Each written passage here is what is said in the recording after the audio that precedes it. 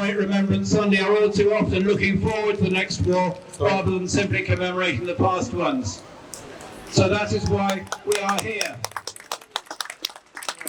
But it is an occasion to reflect on the role that the two world wars have played in the formation of Palestine. You'll forgive the prepared clip here.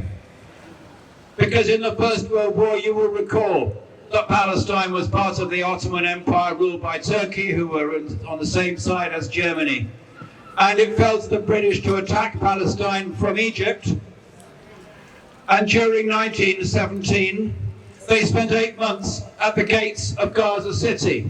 And to this day, over 3,000 British servicemen lie dead in a Commonwealth War Graves cemetery in Gaza City. They don't tell you that very often. Strange to say, the website says the site is not open to the public at the moment. So far as we know, it hasn't been bombed like everybody else. But one thing you do know, they do not have any water to keep the lawns green with, unlike the cemeteries all around the world. And that is the fate of the state of play in Palestine in 1917, being a battleground for the British invading from Egypt. But if anybody thought, if the lions who were being led by donkeys thought they were fighting for the freedom of the people they were coming to take over.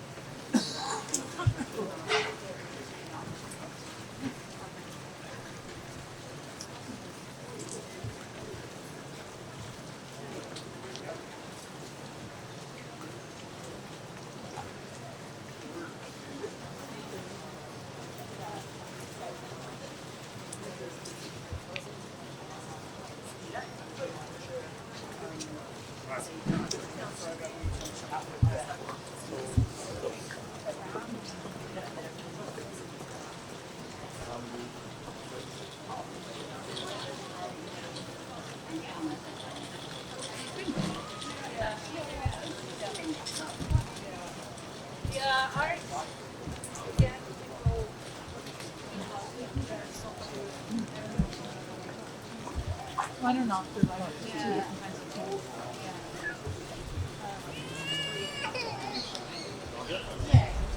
You can think again, because a year before, the British and French, together with Imperial Russia, had hatched what became known as the Sykes-Picot Agreement, which divided up the Middle East between British and French influence and gave Syria and Lebanon to France, and what became Palestine, what became Jordan, what became Iraq, British influence.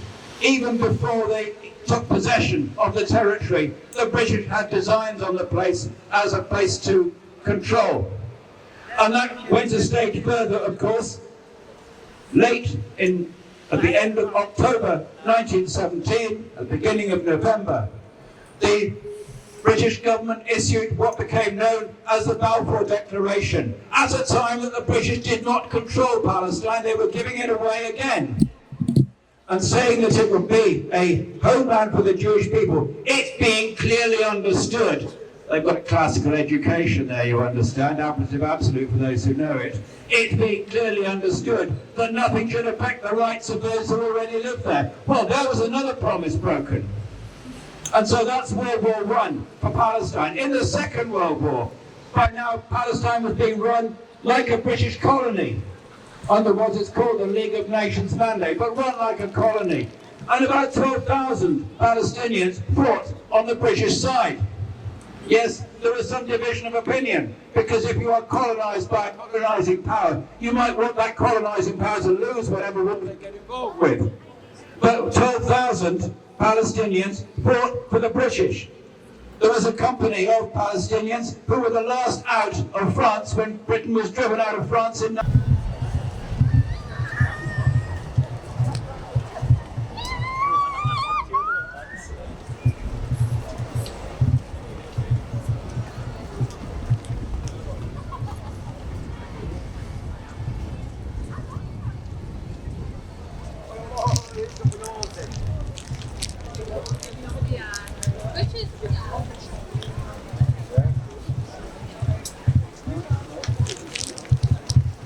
Tak, to sabes quantas tiram sobre isso.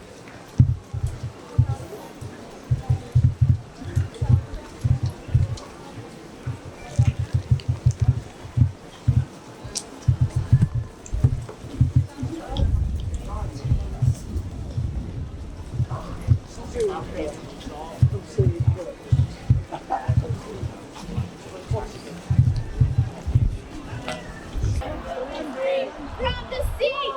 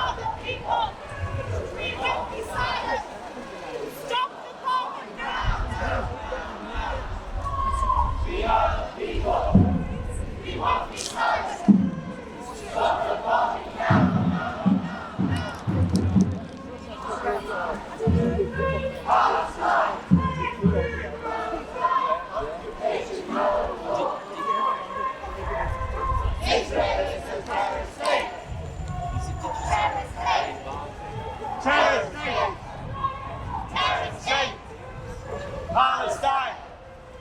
Palestine! Palestine! Palestine!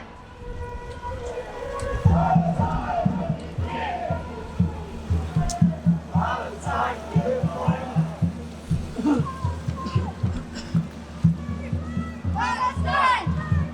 Palestine!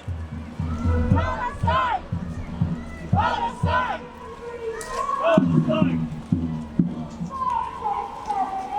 Israel a terrorist state! Terrorist state! Terrorist state! Terrorist state! I'll help you out. Oh, yeah. 1940, and they fought primarily in Greece and in France. So there again, if anyone says, oh, we're showing disrespect for the fallen, well, they were one of them. And what good did that do them? Because at the end of the Second World War, the British threw in the mandate and left them to their fate, knowing that they would be massacred and driven out of their homes, which is precisely what happened. So again, that's a World War factor. I'm going to call a speaker in a second because you've heard enough of me. But before I do that, can I advertise, please, the donations bucket? It's going the rounds. It's an emulsion tub. It goes towards relief work in Khan Yunis in southern, which you now know is in southern Gaza. It's organised by Mushir al-Farab, who, in 1 second. The money is getting through. And collections from this gathering since last November have just gone through the barrier of £19,000. And they are extremely grateful. I'll go one or two events for the next week. I'll announce in 1 second. But I'll call Jane Kepburn to speak. Jane is a retired GP who is part of Health Workers for Palestine. And she's been doing a lot of reading up on the subject and following what's going on. Jane, as I say in the International Court of Justice, the floor is yours. Palestine will be free. Palestine will live forever. When people are occupied. When people are occupied. We charge you in genocide. Tune in.